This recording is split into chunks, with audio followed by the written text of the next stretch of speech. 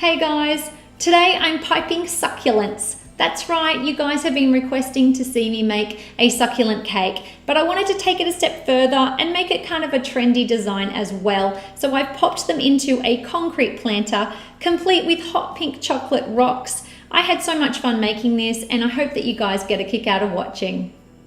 So the first thing I did was bake an 8-inch round ball cake. I just used our vanilla cupcake recipe and I got this cake as well as 6 cupcakes out of one batch.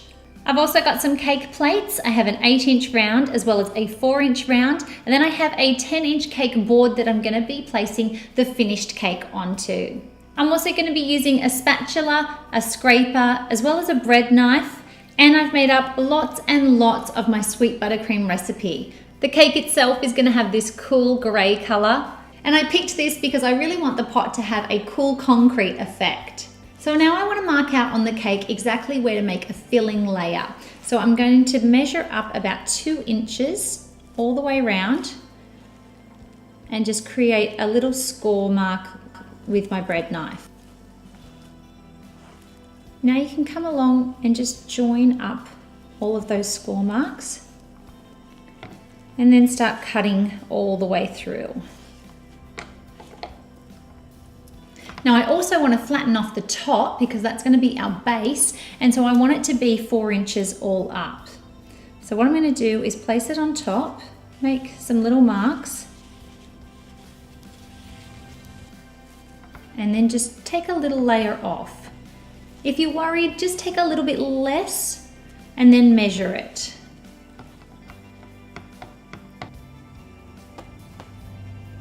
So at this point, I'm ready to start stacking it up onto its cake plates. So I'm going to move the cake, take my 4-inch round, and just apply a touch of buttercream. Take my bottom layer and place it on. And I find it's easier at this point to turn it over, just to make sure that it's in the middle. Turn it back and apply that beautiful filling layer. Now, a lot of you have been asking me about the cake recipes that I use and about the temperature of the cakes because they do seem quite sturdy. For one, the recipes are a little bit more dense than, say, a sponge cake, but it also has a lot to do with the fact that after I let them cool down, I pop them into the fridge for at least 6 hours before I start this process. It's really important to make sure that you have a chilled cake because it will help you to not get as many crumbs in your buttercream. So I'm going to make sure you go all the way out to the edge, grab our next cake and pop it on. Now just feel around to make sure that it's all lined up, and then you can take your finger or a spatula and just scrape off the excess. At this point, I'm going to go ahead and take my 8-inch cake plate, place it on my cake and flip the entire thing over. Now I'm going to go ahead and basically ice between the two boards, making sure you get all the way down to the bottom and scraping up.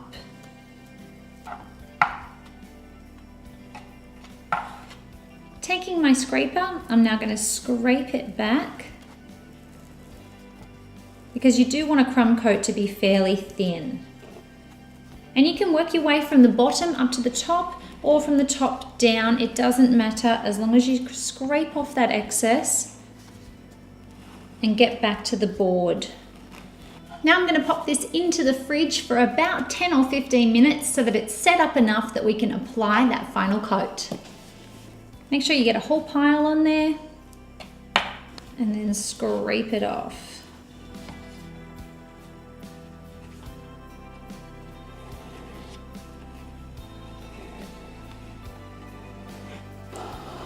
Make sure the board's nice and clean. That's all you need to do for the cake. We're going to flip it over. Grab our cake plate and very carefully add a little bit of buttercream on there. And then, as I like to do, I'm just going to line them up and flip it over. Now we can take off this board, carefully drag that all in, and then add a little bit to the top.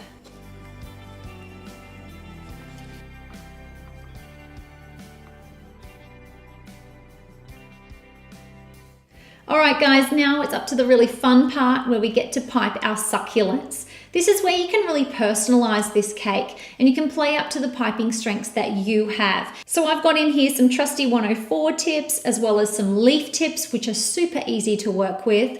I've also got lots and lots of different sizes of the star tip, and it's all really about adding variety. So I've also got a bunch of colors that I'm working with. And the fabulous thing is that you can come up with any designs in any shade of color, and you can really mix it up and make it your own. Now I want to start out with a leaf tip one, and the way that you use a leaf tip generally is that you have it where it looks like it's chomping down. I'm going to just create a little mound. You can do this with a round tip, or you can just do it with this. Squeeze and pull out. Squeeze and pull out. Working your way around.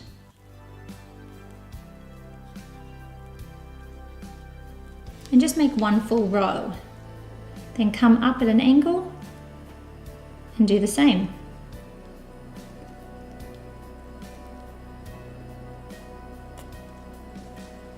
Coming up again.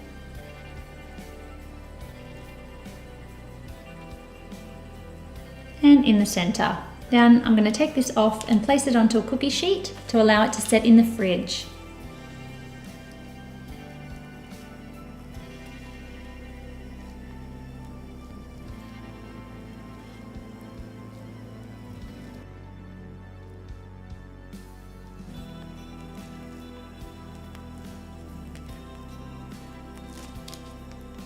I love making these leaf ones. They're so easy and they look so cool. Now, if you don't have a leaf tip or you don't have one large enough, you can take a piping bag and just make 2 little snips. And there you have your very own. This time it's a bit larger. Make a little mound still.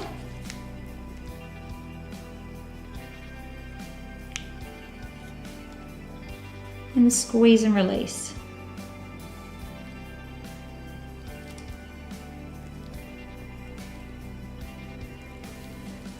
And then you have a different variety. Now I'm taking a 104 tip in a dark shade of green. And I'm just going to make a little circle of frosting. And then go out and around. And this is exactly like our begonias. You can see it in our buttercream cupcake lesson. This time we're working on getting height.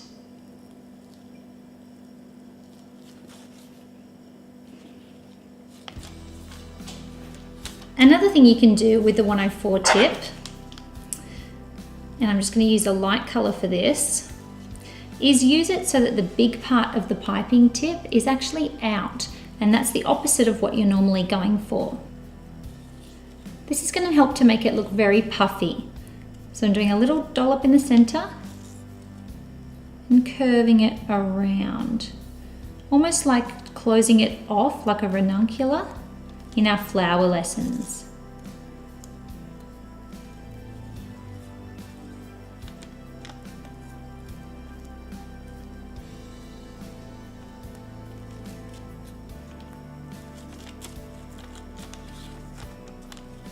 And that makes it look less like a flower and more like a succulent. Now using a 102 tip, which is basically the same as a 104, just a little bit smaller, I'm going to add 2 different shades into it. I'm going to use the terracotta shade that I've made using maroon and also autumn leaf, and I'm just going to stripe it along the bag where the skinny part of our tip is. Then I'm going to fill the rest of my bag with a really nice green that's got a real grey tinge to it. Make sure I get out a lot of that terracotta colour that's at the start. I'm going to do another little bit there, and then I'm going to go out and around.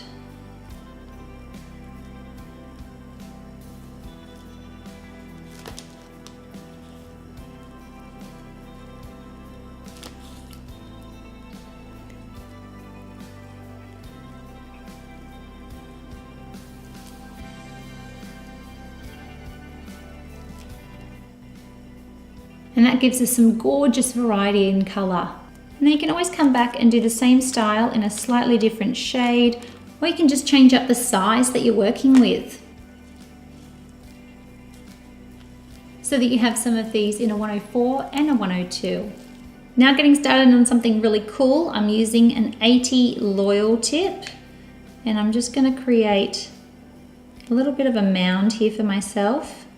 Now this looks like a semicircle or a bit of a moon shape, and you want to make sure that it's curving so that the pointy edges are up. You want to start, pull out, and flick up.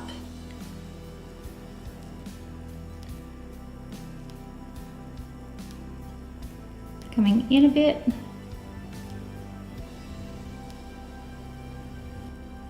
And when you're just starting out, just don't pull very hard or very far.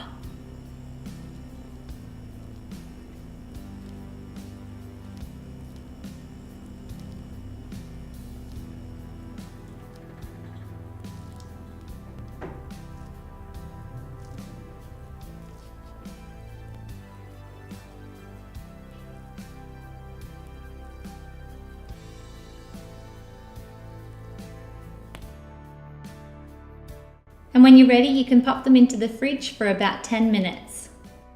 Now, once everything's been chilling, it's time to start assembling the cake. So I have a few other colors and piping tips for the succulents that I'm going to be creating on top of the cake. But we also need to make sure that we pop on the ones that we've made. So I want to go ahead first and just apply a thin coating to the top of the cake again, just so that everything sticks. So all you need to do is peel them off their wrappers and just pop them down onto the cake.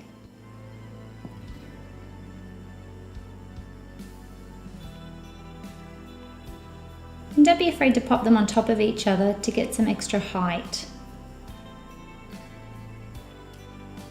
Now using a 4B, I'm going to just squeeze and then release, and then come back and add a little dot of white in the center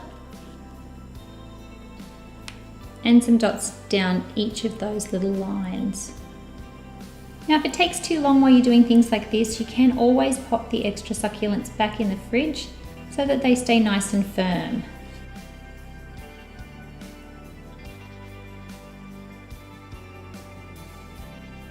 I also have a 21 tip that I've got a couple of shades of green in, just mixed together.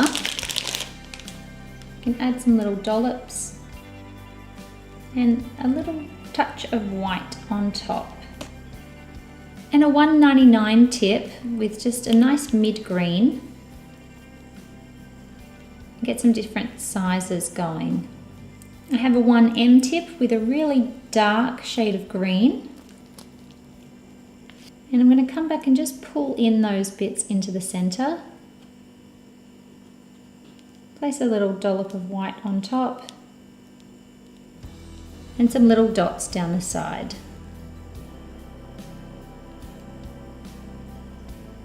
And then you want to have some so that they're cascading down,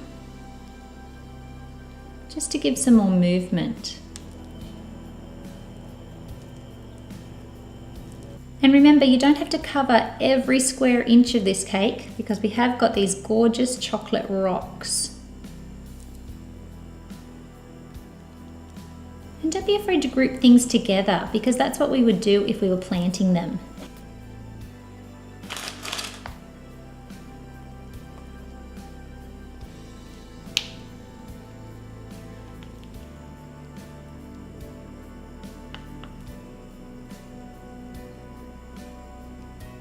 And there you are, guys. We have our succulent cake in a concrete planter. I had so much fun making this, and so many of you have been requesting for me to make a succulent cake. I hope that you got so much out of it. Remember to give us a thumbs up if you liked this lesson, and subscribe to our channel for more videos.